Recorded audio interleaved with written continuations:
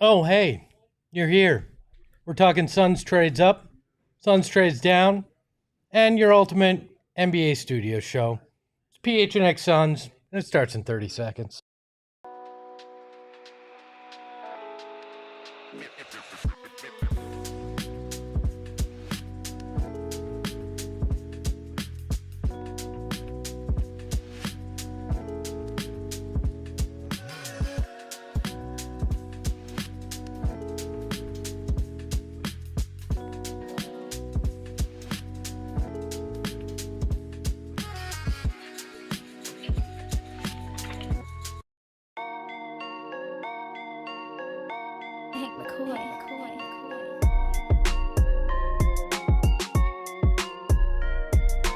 Happy Friday, everybody. Welcome into another episode of the PHNX Suns show. Shout out to our friends at OG's Brands, the official sponsor of Flavoring Fridays. Head on over to ogsbrands.com to see their full lineup, including their two newest gummies, the OG's Naturals and the Big OGs, and to find out where you can purchase. I'm Lindsay. That's Gerald. That's Espo. How you guys feeling on this Flavoring Friday? Doing great. It's been a good day. Flavorful. Flavorful. You feel flavorful. Suns Twitter has been quite flavorful today after we got some news from Woj that Suns center Drew Eubanks is declining his $2.6 million player option and entering free agency. Sources tell ESPN. What was your initial response when you clicked on the Woj bomb? It makes sense. Like, it makes a lot of sense for both sides, honestly, if they were to move on. This does not necessarily rule out a return for Drew Eubanks, much to the chagrin of some people in the chat, I'm sure. Dwayne Rankin did report that sources are telling him this does not definitively rule out Eubanks coming back, as Bobby Marks explained when he was on the show with us a few weeks back. Because he was signed to a 2-year deal, there's a greater cap hit towards the second apron if Eubanks were to opt in. So if he opts out, the Suns could basically just tell him, opt out. If you can find another deal elsewhere, great. If not, come back. We'll sign another vet minimum deal, and it'll be a lower cap hit for us.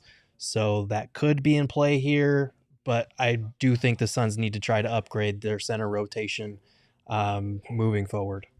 Yeah, this was more of a Woj firecracker than a Woj bomb to me. Fair. I think we all kind of expected it. Yeah. I feel like what Dwayne said was, if we can't find anybody better and you can't find anybody, maybe we can get back together. It's like the old, if we're not married by 40, why don't we get married to each other moment? That's the way I kind of look at it. I think this is probably the kind of parting that's the right kind of parting. Both of them could probably use somebody different. I agree entirely. Like this, it just didn't feel like this was the right spot for Drew from a fan perspective, seemingly from the outside looking in, from a chemistry perspective, on court perspective. Like, I want him to go somewhere else that works better for him. And then as a Suns fan, I want somebody to come in here who works better for us. So I think this was one of those breakups that was mutually beneficial to both sides. Yeah, I hope he's able to find a deal elsewhere, because it did. Like, I'm not going to pretend like he was good for the Suns this season. He finished well around the rim, but a lot of his looks were pretty much served up to him by the Suns playmakers. Look, they had a negative 4.1 net rating with him on the court and a plus 6.0 net rating when he was on the court.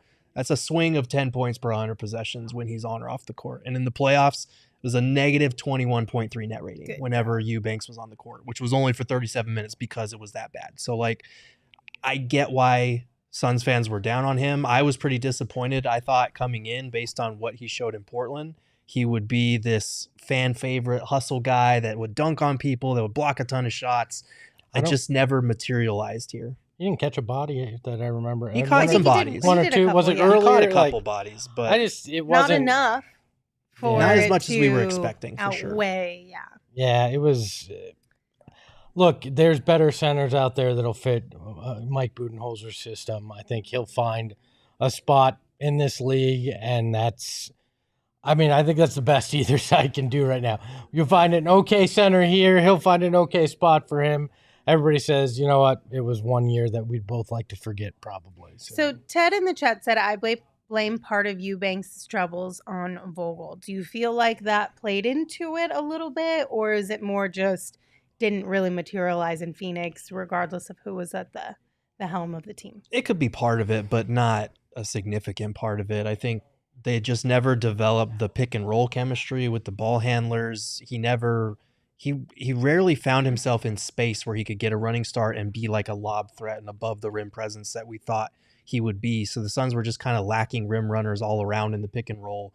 And that takes time. It's hard to bring in a bunch of new role players with a new big three and them to build that chemistry on the fly under a new coaching staff. Like, it's difficult for all those things to align. So I think that's part of it. I know that a lot of people were disappointed with the Suns' offense under Vogel. And so I think that plays into it a little bit, but Eubanks also just had a bad year. Well, Tim, I know I'm going to be accused of being biased, so screw you if you feel that way. Look, good disclaimer. When you look at it, Jock had good chemistry with this team, right? Mm-hmm.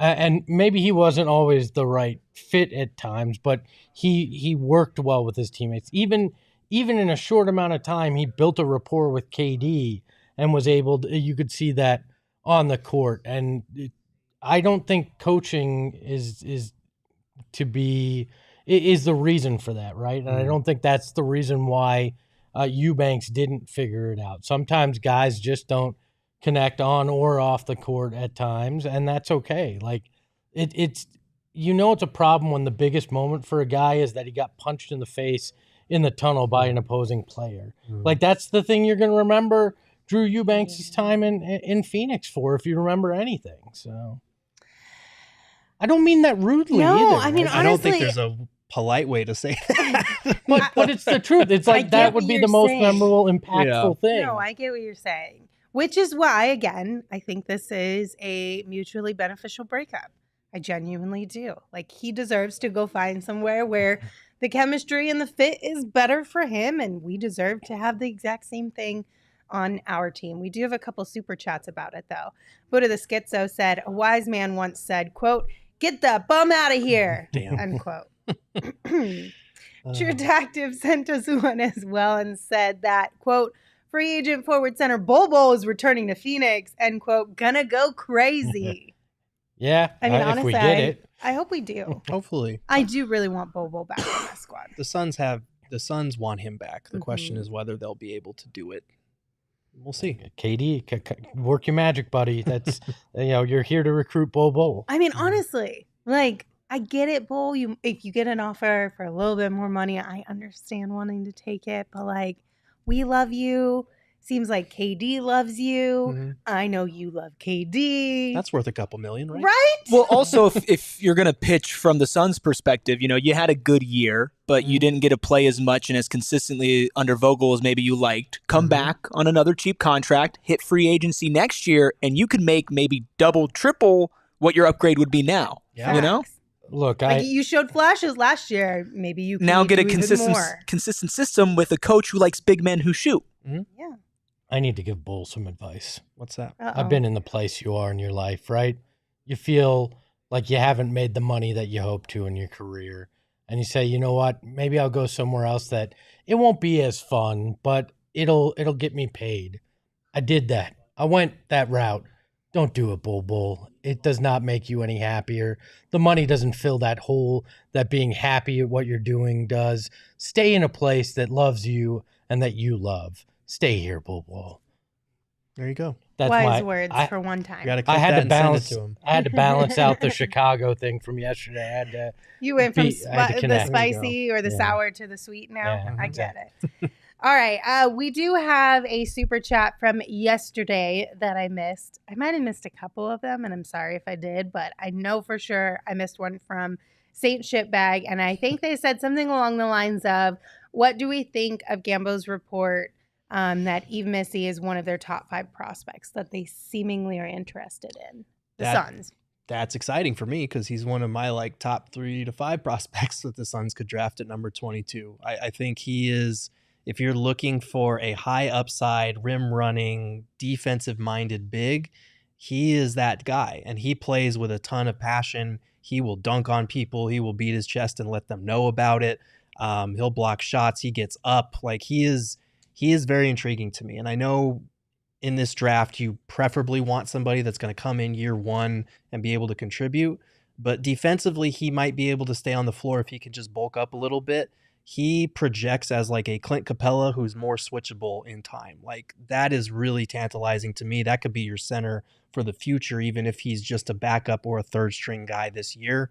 So I love his game. He's 7 foot with a 7'5" wingspan. Like that's terrifying. I would love to get an athletic player, moldable guy like that. And offensively, he doesn't spread the floor, but all you need is an athletic rim running lob threat really with this group. Yeah, you have a guy that fits a position of need, fits a lot of the things that you need, not just out of that position, but in general.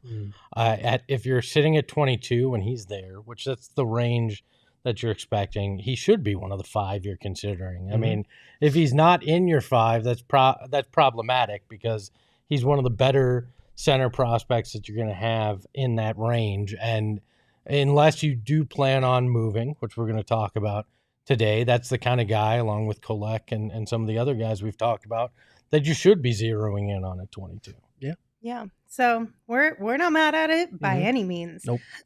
We did get a question in the chat from Eli, since we are going to continue this show talking a lot about the draft and options the Suns have. Eli said, will there be a draft show? Yes, Eli, absolutely. There will be a draft show. 2 of them, in fact. Possibly. It is not just a draft show. It is a draft extravaganza. We will be sitting here for 4.5 hours. No, we won't. Talking about, I get first round. Combined 4.5 hours. We'll be sitting here for like 2.5, 3 hours for the first round, talking about every guy that's taken, making dumb jokes. I'll be saying stupid shit. It's everything that you come to expect, but with a longer amount of time that you're going to spend with us. I've been thinking about it. Should I launch an Espo 5? We've heard about Gambo's 5. I'm thinking of launching an Espo 5. Not about the draft, not about anything in particular, just 5 random things over the next handful of days leading up to the draft that I just want to mention. What would be in your Espo 5 to start today? Today, my Espo 5, I got this ad on Instagram. It was for what amounts to a rubber ball that goes in your mouth that you chew on that strengthens your jaw and gives you a straighter jawline. It was a minute-long ad, and it was the most ridiculous thing I've ever seen. And I want to know, what about me suggests that you should be giving me an ad to strengthen my jawline? I'm never using anything like that, nor do I want to look that stupid. That's number 5 on the Espo 5. Come on back. We'll have more as we lead up to the NBA Can draft. I add on to the Espo 5? Sure, go ahead. Apparently, those are really bad for you. Like, when they first hit social media, there were, like, dentists coming out who were like, please don't do this. You're going to give yourself TMJ. Yeah, I was going to say. So, like, if you just heard that and you were like, wait, what? I can get a defined jaw. Don't go looking for it. Don't do that to yourself. Get a racquetball and stuff it in your mouth. It's the same freaking thing. God, I want to clip that It's so bad. It's so bad. I'm gonna clip that so bad. That's brutal. That's number 5 on the Espo 5. 4 more coming for you before draft day. How exciting. Okay. But back to the original part of this conversation about the draft show. We will have one. On Wednesday, we'll go live. I think it's 5 p.m. Arizona time, right? Correct. For the entire first round. And then on Thursday, it'll be dependent on what the Suns do. So if the Suns do end up making a move, and they have a pick in the second round, then we will be live for pretty much the majority of the entire second round. If they don't, we're going to have our normal show around 3 p.m. That's kind of the tentative plan for now. Of course, Wednesday, that's locked in. Thursday is the one that's a little bit up in the air. But you can always keep track by following the show on social at PHNX_Suns. Okay? Hold on. Cool. Brian says the Espo 5, Jock, Frank, Oubre Sticks, and Shamit. I don't think Kelly's on Espo 5. How did Kelly get in there? Yeah. He's a Kelly Oubre hater, Brian. I mean, unless we're just talking 5 athletes that I've talked far too much about compared to their value on the court, then maybe that's the 5 that we'd go with. PC hater. Slander. I feel like Espo 5. We need like a sounder when I drop these. Are you sure? Before we move on, she's like, "Oh yeah." Anyway, Dude, that sounds like the dumbest thing I've ever heard of in my entire life. Yeah, actually, you get applause. Screw you, you jackass! On that, you both get applause now. Monday. I gave you both applause. it's like when Okay. a kid says some dumb shit, and you're like, "Oh yeah." Anyway, we do have a couple super chats before we move on to the draft and our main topic for today's show. Brian sent one and they said, Collective demands a sacrifice. Eubanks GTFO. damn. And then we also got one. Sorry, Terrible. I don't know why I went there. I don't know how to say this name. By entertainment. By Entertainment? Something like that? Yeah. Sure. They said, first super chat ever, said, I work night shifts, so I listen to you guys the day after. Big time fan. Thank you guys. Keep up the good work. Thank you. Thank Appreciate you that. so much. Glad Thanks to for have you listening. here with us on a live show for a change, but we appreciate the support nonetheless, and hopefully we make your night shift a little bit easier. Yeah, it's people like you that this country were built because of. So thank you for working hard out there in the night shift. For sure. All right, on to the main topic of today's show, brought to you by Gerald's newsletter, which if you do not get Gerald's newsletter in your inbox, what are you doing with your life? Go to gophnx.com/newsletter to sign up today. Anytime you can get girth in your box, you got to do it. So, Oh my god. Oh, I'm gonna end the Too show. much flavoring. I'm gonna end the show. I'm turning it off. Ahoy, hoy, everybody. oh no. You know What it's are bad we when doing? Espo loses a lung afterwards. Craig needs to say something. Uh-oh. It got so bad. No, you guys might need an intervention here. Espo's been off kilter ever since the CHGO tweet yesterday. It's just not the same. Yeah, he's not acting like himself, so we're getting this off color stuff. Craig, to quote Kendrick Lamar, Oh boy. don't tell lies about me if you don't want me to tell truths about you. All right? All right? The biggest Kendrick Lamar fan of them all, Espo. Good luck, Lindsay. Everybody. Oh man. Okay, let's get the show back on the rails. Sure. Okay, also they said it's pronounced B Entertainment. Be entertained. There you go. Okay. Thank you, B Entertainment, for your super chat. So Gerald wrote an article or a newsletter today about candidates that the Suns could potentially target depending on if they traded up or down. Mhm. If you missed his last newsletter, he wrote an article or a newsletter talking about teams that the Suns could potentially trade up and down with. So let's start first with teams that the Suns could trade up with. Gerald, who do you think would be logical partners for them? Yeah, so there are a couple of candidates. I think the Grizzlies could make sense. They have picks at number 9, number 39, and number 57. If you're going to trade up from 22 to 9, you're probably going to have to throw in your 2031 pick in order to do so, which is to me is kind of risky in the fact that like this has been called a weaker draft class, but it kind of depends on who you're targeting in that range. So something to keep an eye on. The Sixers have number 16 and number 41.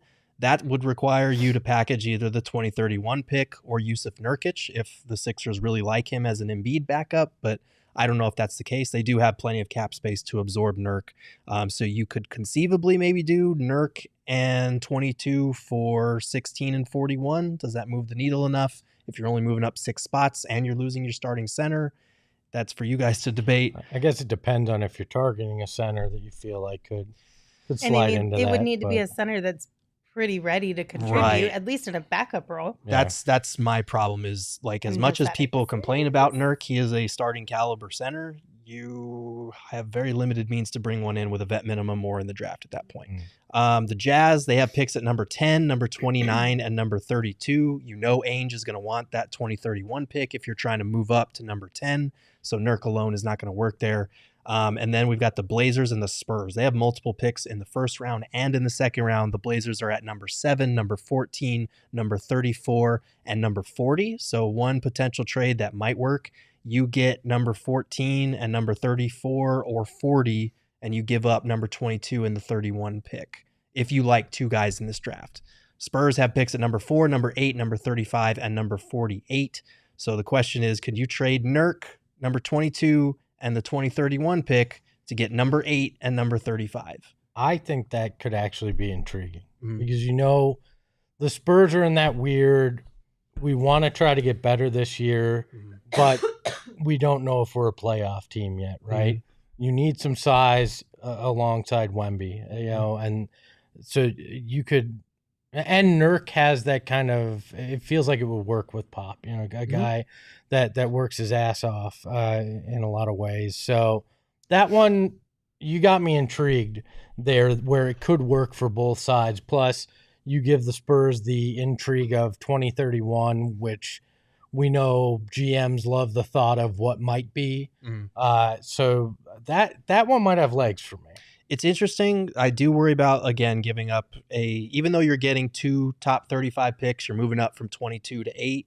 You are still giving up your last tradable draft pick in the 2031 pick and your starting center in Nurk, with 2 picks and vet minimums to replace him with. That one is a little tougher for me. But if you really, really like someone at number 8, for me, it depends on who you're targeting. Yeah, absolutely. Well, you did include in your newsletter today some candidates that the Suns could be targeting if they move up. If you want to go through all of them, be sure, like I said, to go to gophnx.com/newsletter to sign up for that. But we're going to talk about a couple of them here today. We're going to start with Devin Carter out of Providence. The 22-year-old point guard is 6'2" with a 6'9" wingspan. He averaged 19.7 points per game, 3.6 assists, 8.7 rebounds, 1.8 steals, shot 47.3% from the field and 37.7% from deep. Now, this guy, Gerald, as you put in your newsletter, is one of the best options when it comes to defensive point guards, which the Suns could use some defense. Yes, this guy he might be the only guy in my book that you could realistically trade up for that might actually be worth it if you're looking at, anywhere from 8 to 14 range to try and get this guy. I think he's probably going to go in the top 10. I love No Ceilings. They compared him to an NBA Troy Polamalu, which is incredible because he is really, really disruptive on that end. Like he's only 6'2", but he has a 6 foot, which is crazy, 9 wingspan. Yeah, which is absurd. Like he's got the longest arms. He has a block and a steal rate that are both elite. Like he is the point of attack defender that the Suns desperately need. This is a cool stat. Per stat head in the shot clock era from 1985 onward, there have only been 88 instances in men's college basketball where a guard averaged at least 1.8 steals and 1.0 blocks per game. Carter has 2 of those 88 instances, and some of the other notable names that have done it recently: Josh Okogie, Matisse Thybulle, and DeAnthony Melton. So you are getting an elite perimeter switchable defender out there. And offensively, he's not a pushover either. This is the guy that if I'm trading up, like you said, I'm targeting. And, if he is the NBA version of Troy Polamalu, he's got the hair and he's going to get he's going to get a shampoo deal as well. So you want to be part of that. Head and shoulders above the rest. Yeah, truly. Remind me, I've got a shampoo Suns story I can tell you guys later. But yeah, this is the kind of guard that I think could come in and help you and make a difference in this draft. If you believe in him, and he's, to use your pun, head and shoulders above Kolek, where you think, the kind of guard you think you're going to have at 22, take the assets you have, move up, and get the guy that can help you now and in the future.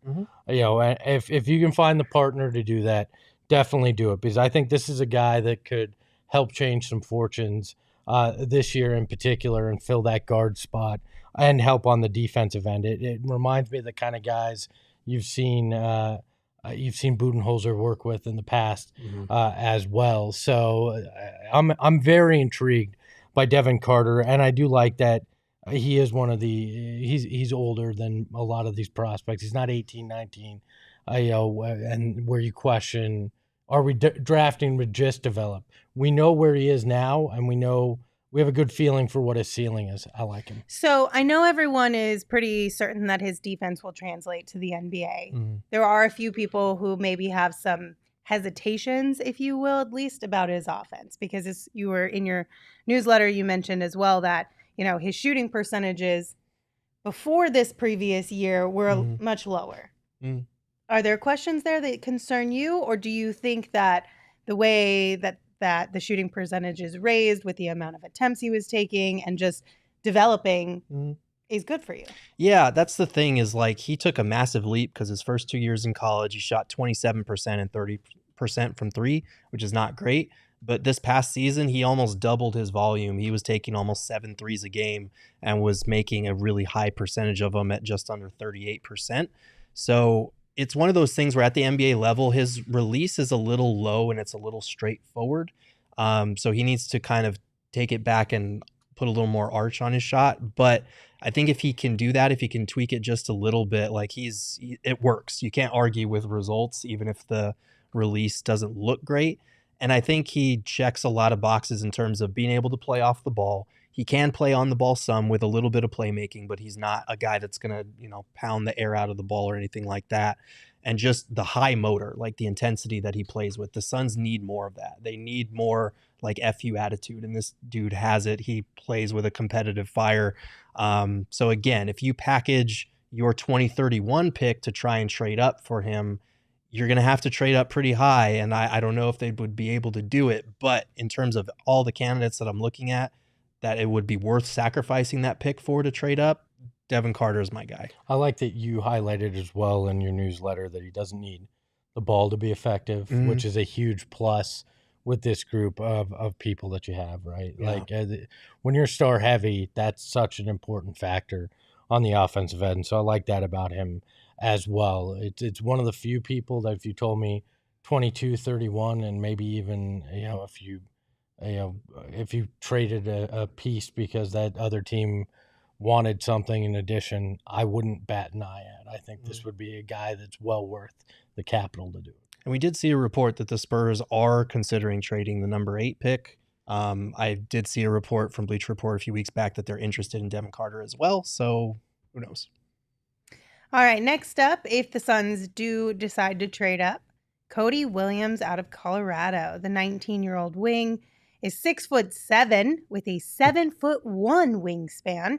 He averaged 11.9 points per game.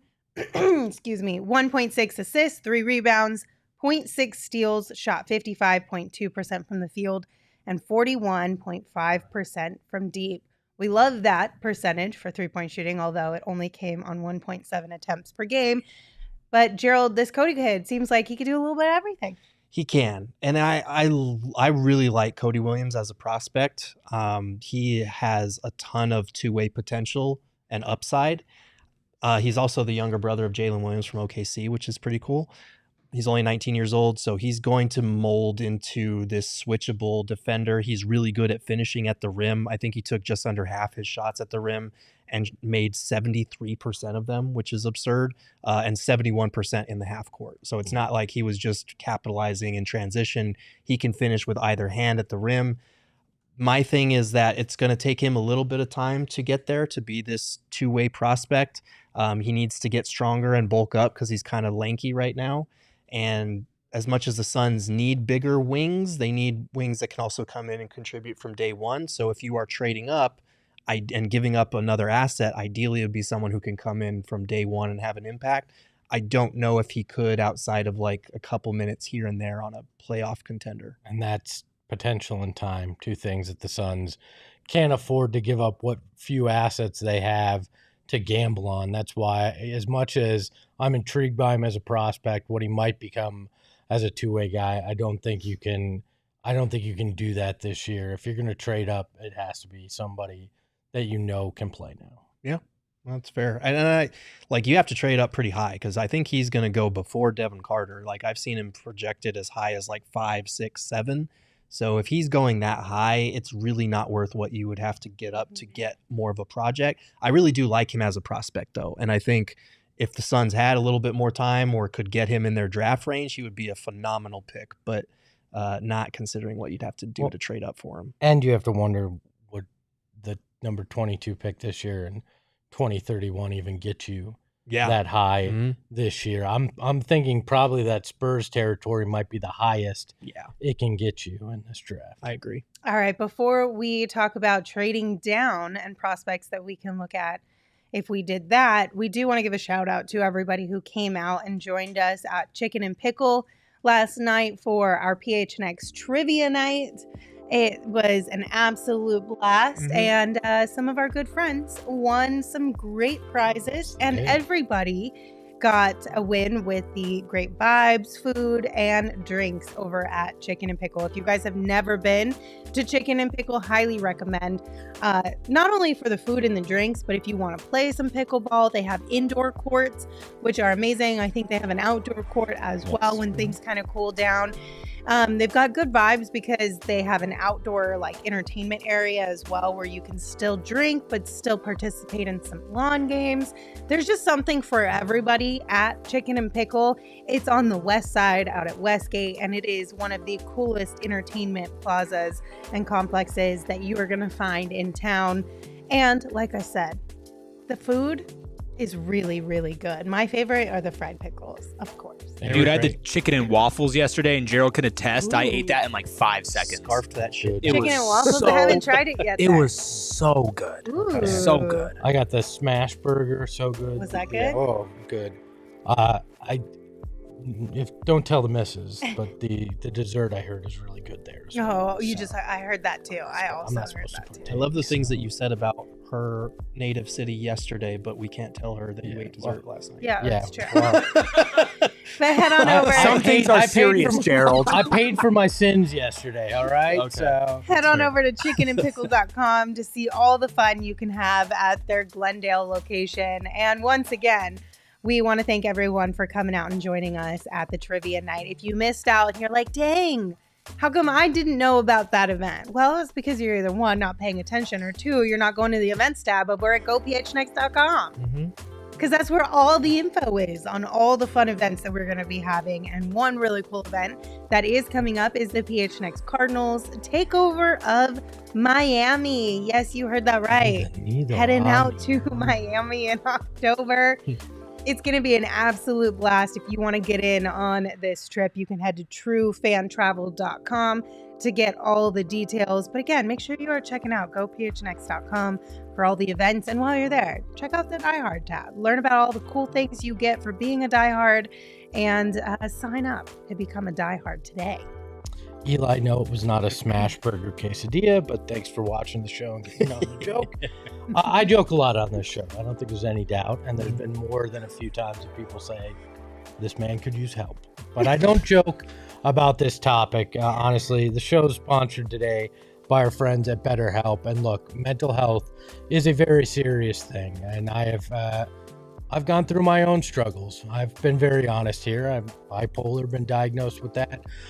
Go to therapy and take it very seriously. Have for more than half my life at this point. And I want you to take it seriously as well.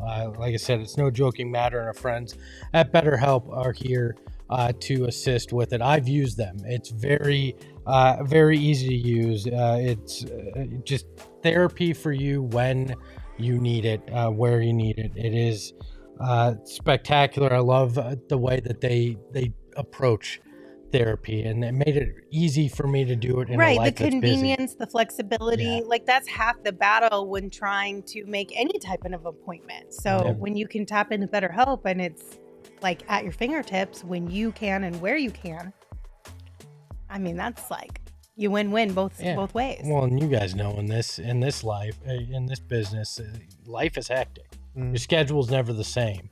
So BetterHelp is fantastic with that. So become your own soulmate.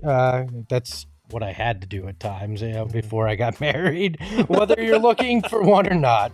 Visit BetterHelp.com/PHNX today to get 10% off your first month. That's BetterHelp, HELP.com/PHNX. I highly recommend it.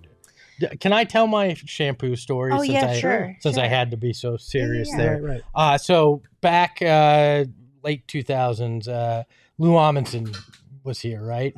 I ran a parody account called Lou Amundsen's Ponytail. The whole bit was it was his ponytail tweeting, not Lou Amundsen, right? Pert Plus reached out to me. They thought I was actually Lou Amundsen. They wanted to do a deal, like an advertising deal with him and his ponytail. So yeah, I almost got a marketing deal for Lou Amundsen by pretending to be his ponytail. Well, what happened? Did Lou Amundsen get a deal? I passed it along to him, but I think it was towards the end of his tenure. So he was like, "This dude has a Twitter account about my ponytail." Oh, now he wants me to do a shampoo deal. You would be amazed. Well, it's extra money, so you'd be amazed at how many people are aware of what's going on Twitter. I've told the Alan Williams story where I said I want Alan Williams to follow me around my office and be my hype man, right? And I was at the game and I walked into the locker room and I went to say hi to Devin because I hadn't seen him in about a year. And out of the background, I hear Alan Williams go, "Is that Espo? You want me to be your hype man in the office?" And I'm like, I've never met Alan Williams, right? He showed up after I left the team, and he's yelling that. So they see what you say in a lot of ways. They very much do. Yeah. So you could do with that what you will. We did get another report today. This one comes from Yahoo. Within the article, this is what was shared. So further along the first round, NBA personnel also consider Phoenix a strong candidate to trade down from the number 22 pick. The Suns are famously low on additional draft capital and future assets after splurging on Kevin Durant and Bradley Beal. And if Phoenix can find avenues to move down in the first round while picking up additional second-round picks, the Suns could wisely find more future ammo to make trades down the line while also adding several rookie salaries onto a very expensive roster, which would prove quite prudent considering Phoenix's lofty payroll and incoming luxury tax bill. So let's talk about trading down. Gerald, what teams seem like likely candidates for the Suns to talk about trading down with? Yeah, we mentioned the Blazers and the Spurs. The Blazers have picks at 34 and 40, but you would ideally want like 14 if you want a package deal there. Spurs, same deal. They've got picks at 35 and 48. The Jazz have picks at 29 and 32. Maybe if Utah really likes someone at 22, you can move back 7 picks and add 32 in the process. But keep in mind, Utah still has a top 10 pick, so they'd have to really like 2 guys in order to pull the trigger on something like that. The problem is with a lot of these, like the Suns can't send out cash in any trade. So the days of being able to just buy your way into a second round pick are gone for the Suns. You can't do that as a second tax apron team. So like a team like the Pacers, they have picks at 36, 49, and 50. In normal years, you would be able to just buy one of those. This year, you'd have to like give up a Nasir Little or a David Roddy for one of those picks. And I'm not sure it's worth it unless it's 36 for them. The Bucks are one that's interesting. They've got picks at 23 and 33, but are the Bucks going to sacrifice the 33rd pick just to move up one spot? Probably not. The Timberwolves might make sense if they really like someone at 22 because they're at 27 and then 37. They've got a pretty established core. Maybe they don't need 2 rookies and they really like someone at 22. Let them move up 5 spots and pocket 37 in the process. And then the last one that makes sense are the Knicks. They have picks at 24, 25, and 38. You are not going to trade number 22 and get both 24 and 25. I think maybe if you trade 22 and you get 25 and 38 in return, maybe that works if the Knicks really like someone at 22 that's on the board there. So those are kind of some of the options that I'm looking at. Like if you want to trade down and acquire an extra pick in the process, that might make sense. I'm intrigued by Utah, and I haven't done the numbers. So this is a segment we like to call baseless speculation. Here we go. But they supposedly are interested in getting rid of, moving off of Walker Kessler.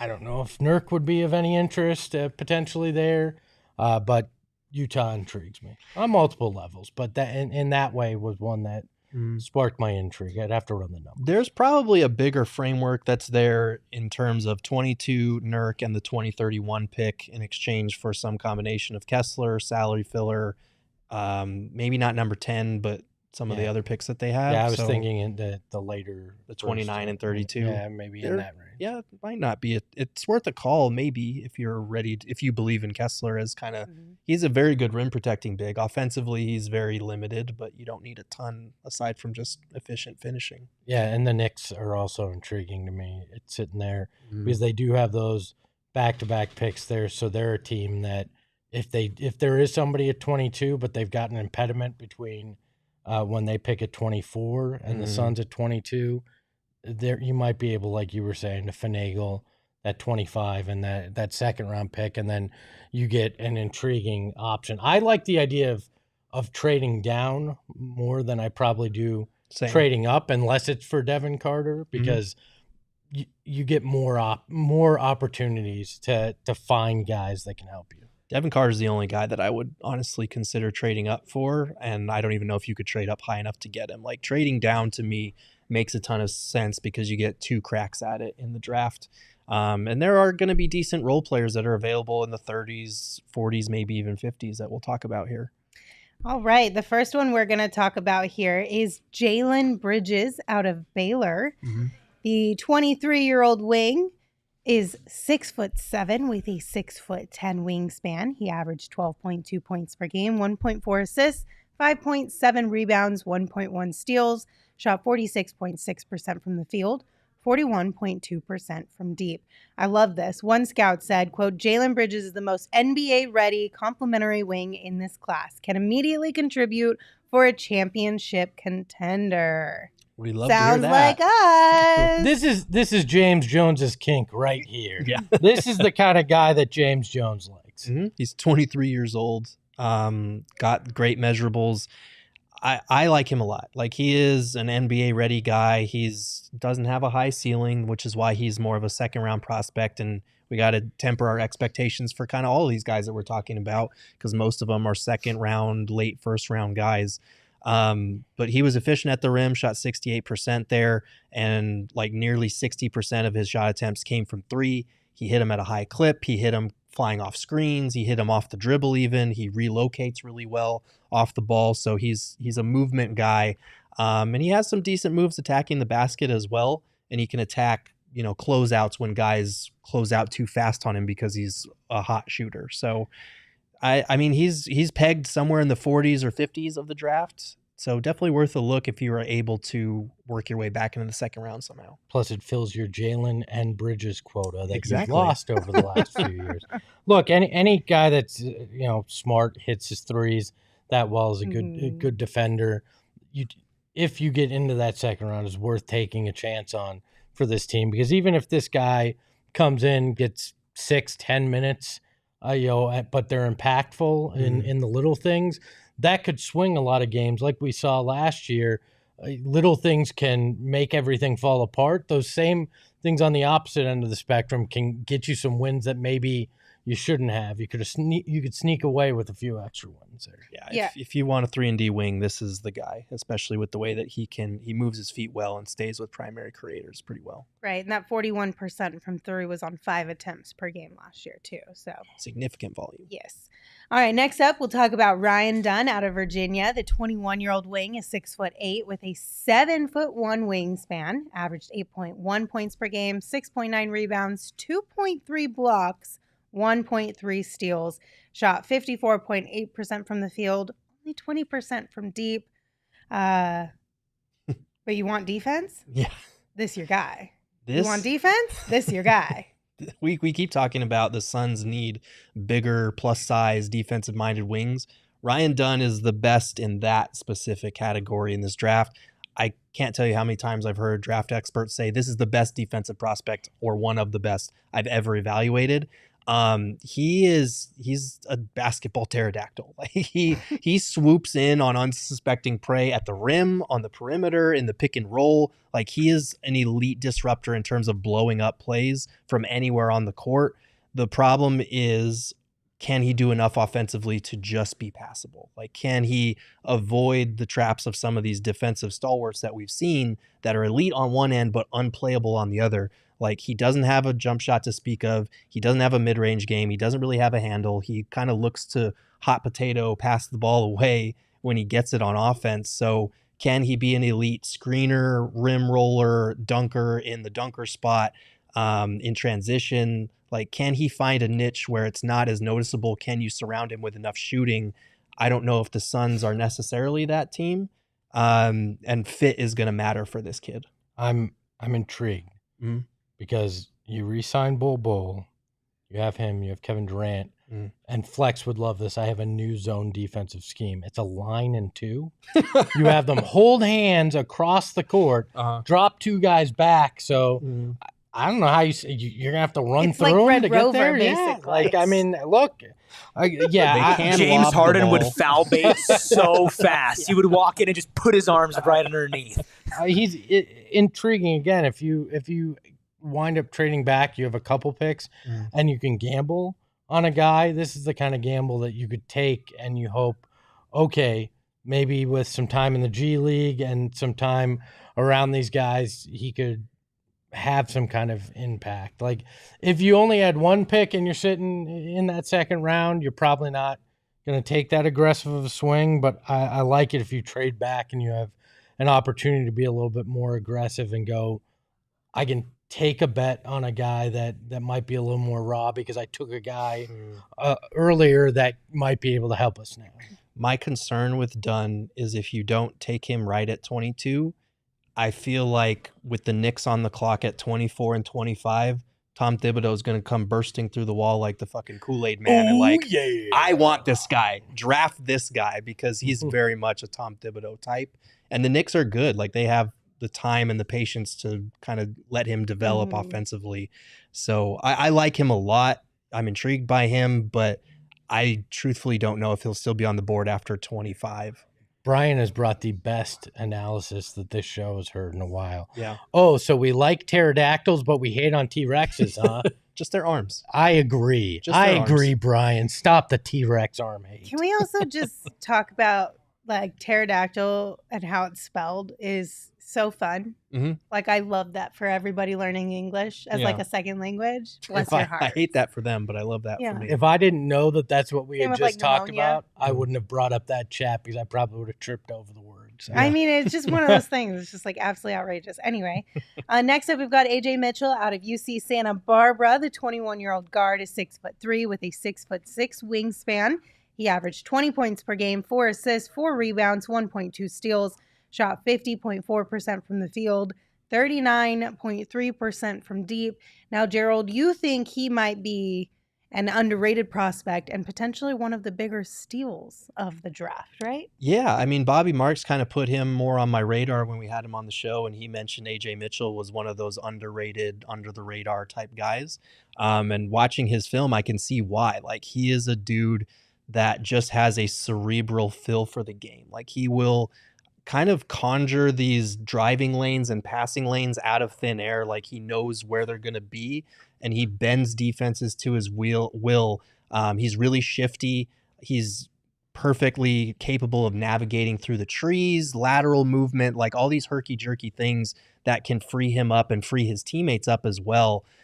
He's got pretty good size at 6'3" with the 6'6" wingspan.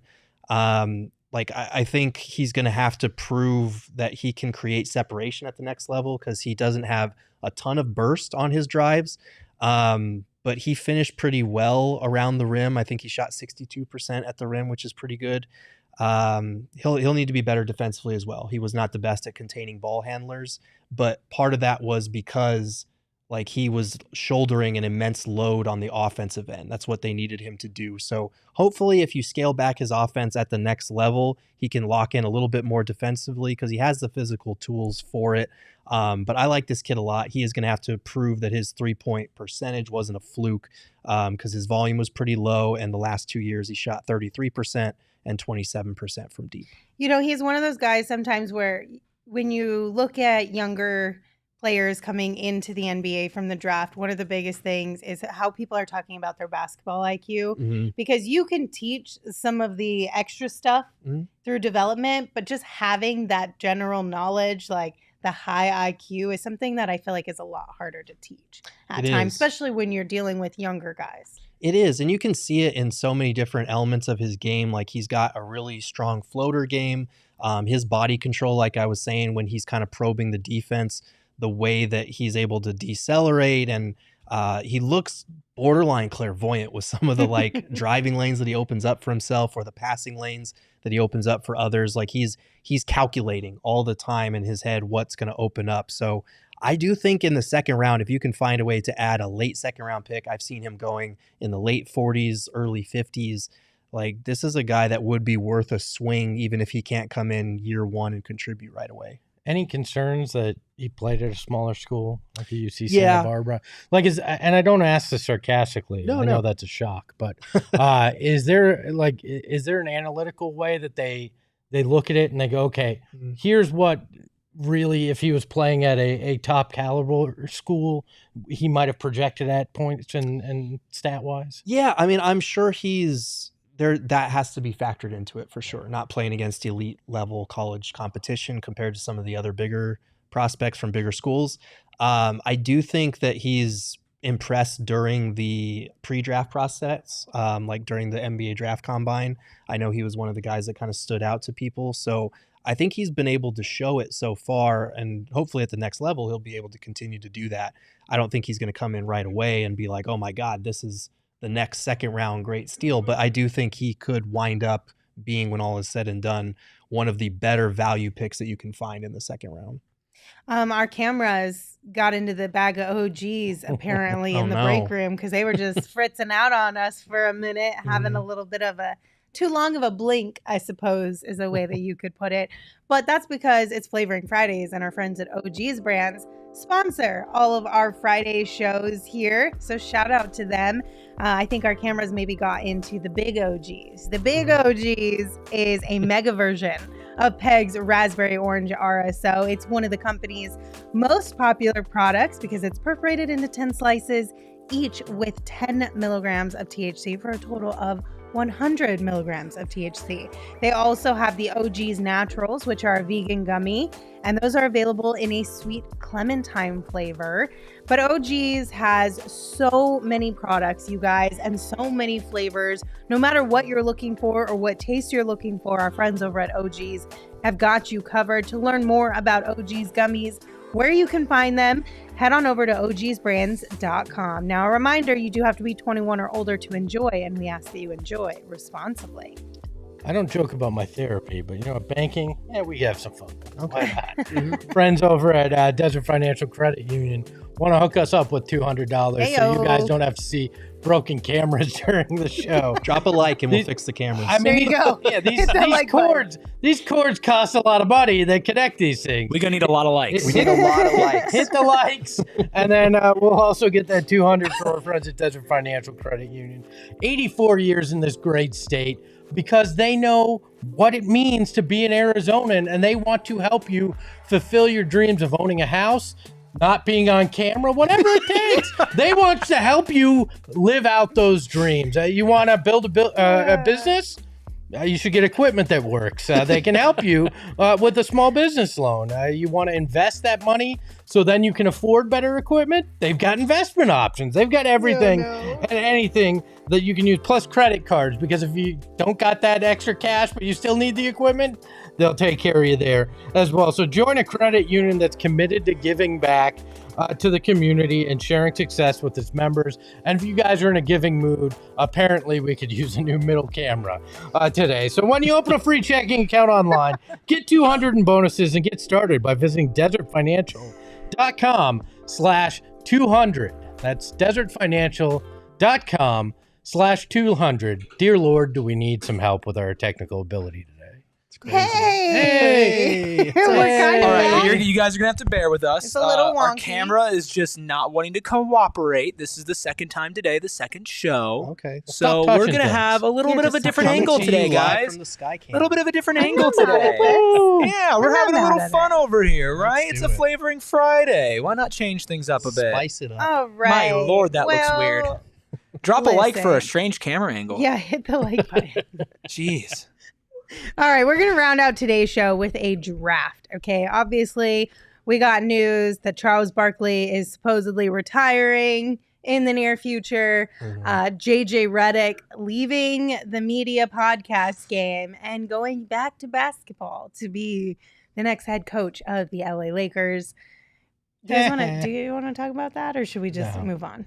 No. Good luck, LeBron. I think it's going to be fun. I like that hire for them. I do too. Good. Congratulations, JJ Redick. But our draft today is going to be our ideal 5-person NBA studio show. Ooh, boy. This can be any person. Has to be a real person, no fictional characters. Okay. Damn. But they can be dead or alive. Okay. So you can pick any person ever. And today's draft order, Eric's going to participate with us. It's going to be Lindsay, Gerald, Eric, and then Espo. So with the number one overall pick in our NBA Studios show, I'm going to go with Charles Barkley. Okay. It's a good I number feel like one there's pick. a lot of number one picks that you could make an argument for. Yeah. This is a tough one. Depends on the kind of show you're building, too. It That's also fair. definitely It does. definitely does. Because I really feel like Gerald's building a much different show than My I. show is going to be 100%. very different than your guys' show, Yeah. I'm pretty sure. What was the order? It's Lindsay, Gerald. Gerald, Eric, Espo. Okay. Oh man. All right. I'm gonna take. I don't care that he was just hired as the coach of the Lakers. I can take whoever I want. So I'm taking JJ Redick. That's a super Gerald pick, but I'm not mad That at is it a at all. super Gerald pick for sure. Yep. There's a lot of different ways that you can go, and I'm hoping that I can get some sleepers on the back end. Okay. I'm going to go with a player and one that's kind of new to the scene, hasn't been in a studio show necessarily, but does have a show itself. Give me Kevin Garnett. Okay. Damn, Kevin that was high Garnett on my list, too. I is liked it. electric behind the microphone. Electric. We're gonna have to. God bless the censors on your show. I ain't doing that job. That bleep button is gonna be. That person gonna get paid real They gotta well. get paid by the bleep. I think. They should. Who said that this was going to be a show that you couldn't curse on? That's true. I mean, if it's a studio show on television, Yeah, there you're are not rules. supposed to. But I guess if it's on Netflix or Hulu or streaming Amazon devices, do whatever you doesn't want have to now. have those rules. Yeah.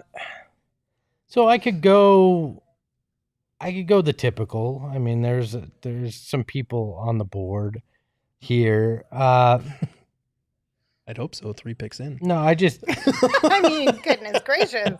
I don't know, but you guys got the three of the Yeah. higher, well, 2 of the higher names. One guy went off the rails. You know what? I'm gonna go. This is just great right now. Yeah. I'm gonna go Steve Kerr as my first. Oh, that's pick. a good one. Okay. I think you could have maybe gotten him a little later. I could have, but I like him. And then I'm gonna go. You need the anchor of your show. Mhm. I'm gonna go Scott Van Pelt. Oh, I like love Scott Scott. Van Pelt's That's a great sensibility, pick. ability to control the chaos while still being human. Okay. Okay. No, that's a good pick. Eric first. Oh yeah, that's right. Eric, what's your Ooh, second okay. pick? Okay, I think I got a lot of personality that I can get in the later round. I need a host, need Okay. a straight man. Oh. My dream job would be this guy's job, and that is Okay. Ernie Johnson. Ernie Okay. Johnson. You got to is give always me a the great legend, Ernie Johnson. God bless it, Ernie Johnson, because I would Mhm. love to see him and KG on a show That together. would be such an electric duo. That's an unstoppable force and an immovable object in terms of Tell me you personality. wouldn't. Tell me you wouldn't watch that. Oh, I Tell me would. you wouldn't watch Oh, that. I definitely would watch it. Man, I could go a number of directions here. Oh, what is Lindsay going to take is the better question, I think. What are you going to try and take from me? Because I feel like you might take somebody that I really want. The problem is I can't tell like some Oh. of my more fun picks. I can't tell if they would even be on y'all's radar or not. I feel like The they fun should picks, be, Probably. but I don't know. Okay. It's a tough one. All right. Well, if she's leaning fun pick or trying to throw me off, either way, I'm going to go with. This is hard. I This think is this hard. might have been one of 'cause our you gotta- hardest drafts. This is a hard one. I'm going to go with. I'm just going to take him now before someone else takes him. I'm going to go with Tim Legler, That's a good that pick. was one of the best basketball minds He's on in my the list game. for sure. I am clearly building a nerdy analytical show For between sure. Legs and For Reddick. sure. Shocking. But we're gonna inject some personality. Don't worry. But both those guys do have personality. They do. though. They Yeah. do. Legler is hilarious, man. He's great. drunk. You guys, this is so hard. Mm. Eric, turn off the chat because I feel like y'all are dropping some stuff in the chat that I'm trying to keep a secret. I'm guaranteed they're somewhere on my big board, but I mean, I'm sure. I feel you. God, I hate those games. Okay. I think I'm going to take a swing and hope that one of my number one guys is still here, Mhm. and I'm gonna go Diana Taurasi. Oh, that Okay. was on my list. I I Also, was you have two shocked picks. that you guys didn't take her at all. with the 6 picks. Yeah. that I you was had ahead hoping to of coming snag back. her later. That was my hope too. I was thinking maybe later in the draft. Well, You snooze, got a- you lose. You got a second I gotta pick? go twice. Yeah, you gotta go I gotta again. go again. Oh, perfect! I didn't realize I had to go again. I'm gonna take. She's agonizing over which one. She gets both. Dang. Well, no, because now I'm like, should I wait? Thinking, will it come back? Mm-hmm. Oh my God, this is the worst thing ever. But I'm gonna do it anyway. I'm gonna go Snoop Dogg. Ooh, okay. So That I could was have a- gotten him in the last round because he Yeah. was way off Yeah, y'all's you radar. probably Absolutely could've. could have gotten him Snoop later. Dogg? Snoop Dogg He's funny. with like the Nat Geo Wild stuff, Snoop Dogg with the Olympics, Snoop Dogg with literally anything he commentates, boxing, MMA, whatever it is, like baseball. the he best form of entertainment that's there. That's Come fair. on. Okay, so I'm on the clock again. Yes.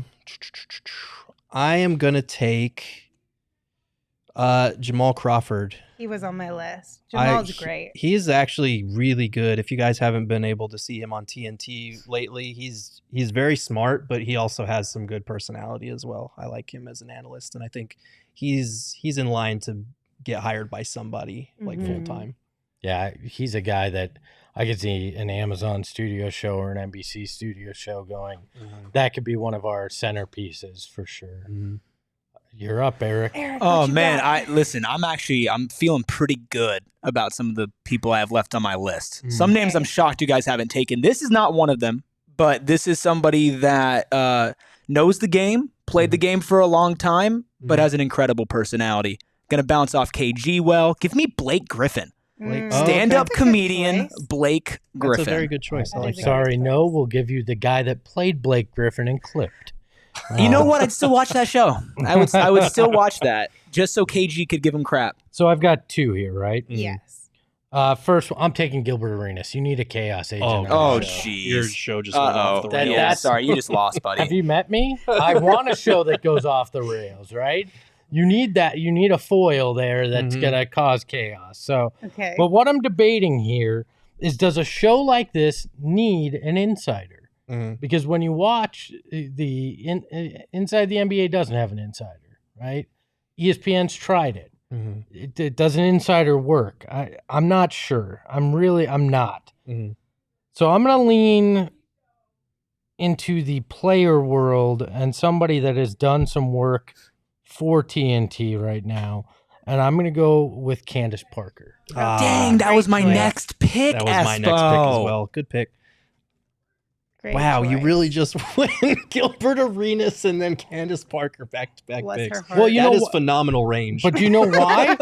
Because Candace Parker won't put up with any crap. She and doesn't. She'll go right at Gilbert Arenas, which will make for Great unbelievable television. entertainment and good television. Yep. there. Mhm. Oh, that's a good pick. I like her. Man, oh, dude, that was going to be my pick.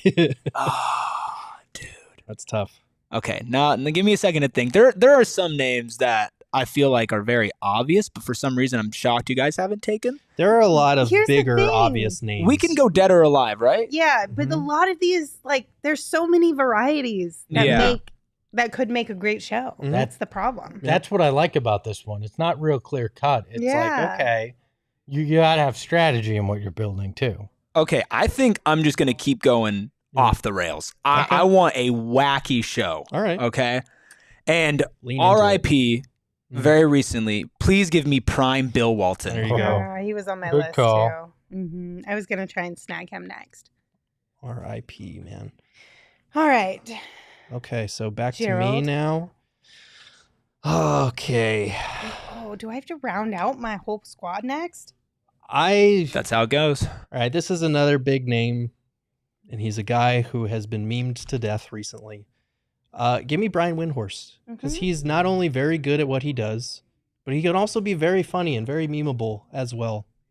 Now, why would you do Exactly. That's not even the best one. It's where he slides on the chair. That He's the best that one. one is very funny. That's the best one. And Wendy's a great guy too. We got to get him back on the show. We do. He was great on the show. When we had him. Yes. Oh, man, I don't want to play anymore. Can I just stop at 3? Bro, come You on. can. It'd be a shitty show, but God. I love that I just said a 3-person show would be shitty and we have a 3-person show. Who wants to Three of watch us that here. garbage? Who wants to watch that garbage? Yeah, for sure. Dang, you guys. So I got Charles Barkley, Diana Taurasi, and Snoop Dogg. I definitely need some like normalcy on here. You need a driver. I need somebody to keep this shit from going too crazy. Lindsey Smith. I'm about to say, take yourself. Take yourself. No, I'm not taking myself. But I am debating between. Fudge. I hate this game. I'm gonna go Stuart Scott and Taylor Rooks. Okay. Ooh. Taylor Rooks is a good one. She was on my board because she's an excellent interviewer as well. Yeah. So you're going almost double host there. Right. Well, she can do. I feel like both of them can kind of do a little bit of both, hosting and reporting a little bit. Where the other three, you're not going to get any reporting really from Charles, Diana, or Snoop. No. Like that's just all fun. So I feel like the two of them can carry both sides of that load, the reporting and the hosting. That's fair. Okay. So it's to me now, right? Yeah. Okay. So I've got the basketball analysis down. I've got a little bit of entertainment. I need a table setter. I need one of the best hosts in the biz. I'm going to take Malika Andrews with my final pick. Can you stop, bro? Nope, I cannot. I'm on a roll. Call me Butter because I am on a roll. Oh my God. Nope. We're good. Oh man. Okay, so this we're talking. Never. Like, call you Girth, but I'm not calling you. Not Butter. even if there's Never. a fire. Nope. Oh man. Okay, so I want to take Mina Kimes, but she's a football more so person. But I don't know if we're Still great. Well, right. That's what I'm saying. Is that's why I'm still considering it because I haven't heard her talk ball as much, but that's just like how good she is. Oh man. You know what? What? Give me Becky Hammond. Oh wow. Okay. Interesting. She can get the people going. She can get the people going. She's got the pedigree as well. It's provocative. Yeah. I like it. Gets the people going.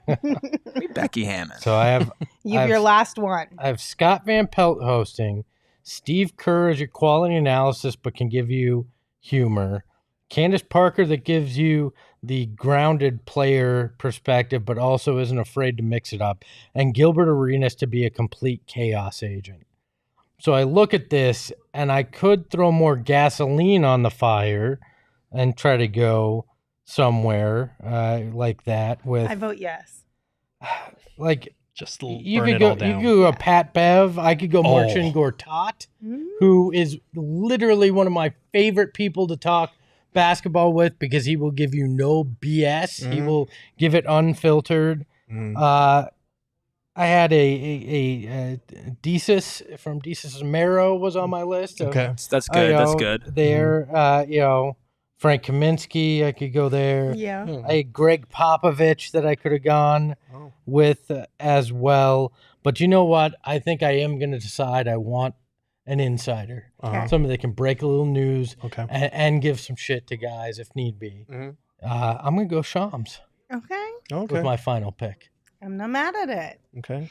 All right. So here's what we got, y'all. I have Charles Barkley, Diana Taurasi, Snoop Dogg, Stuart Scott, and Taylor Rooks. Gerald has JJ Redick, Tim Legler, Jamal Crawford, Brian Windhorst, and Malika Andrews. Eric has Kevin Garnett, Ernie Johnson, Blake Griffin, Bill Walton, and Becky Hammond.